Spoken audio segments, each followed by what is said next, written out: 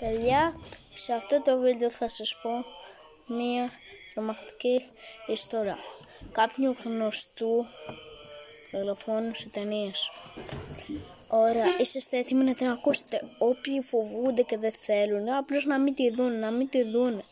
Εγώ αυτό λέω.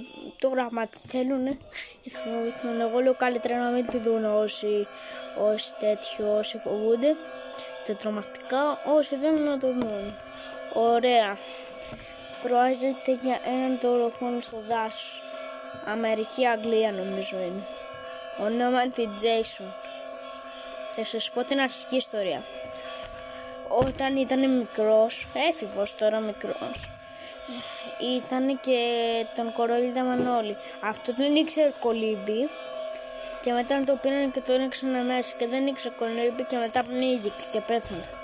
Και μετά έγινε ένα τέρας γέρος τέτοιο, μπήκε μέσα πνεύμα του, δεν ξέρω.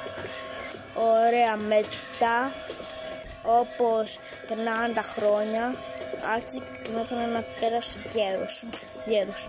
Ωραία, και μετά πριν κάτι χρόνια πήγαν κάποιοι παιδιά για κατασκήνωση, έβγαινε.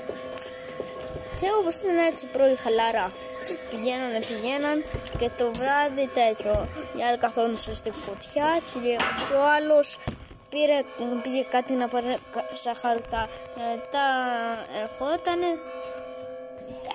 πέθανε. Το κάρφωσε ο άλλος, οι άλλοι γίνανε όλο το τρελού κομείου και τρέχανε, σκοτώνονταν, γινόταν και δεν μπορούσαν να σωθούν καν. Και τελείωσε και μετά πήγανε κι άλλοι, αλλά δεν ξέρω, πηγαίνετε δείτε την ταινία στο Netflix, εγώ τώρα λέω τα αρχικά. Και αυτός ο τύπος τριγυρίζει στα δάση της Αμερικής και της Αγγλίας νομίζω, δεν ξέρω σε ποια χώρα είναι, Αμερική, και περιμένει το θύμα του για να το σκοτώσει.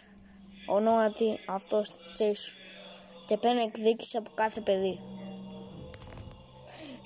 και βγαίνει και στα δάση. Αλλά αυτό είναι ένα ψέμα, απλώς μια ιστορία σας είπα από ταινία. Όποιος θέλει να πάει να δει αυτή τη ταινία, πηγαίνετε στο Netflix και πηγαίνετε να τη δείτε. Εγώ αυτά είναι από μένα. Άμα θέλετε να σας κάνω κι άλλα τρομακτικά, να μου πείτε στα σχόλια να σας κάνω κι άλλα τρομακτικά. Άμα δεν θέλετε θα σας κάνω και κάτι άλλο. Γεια σας.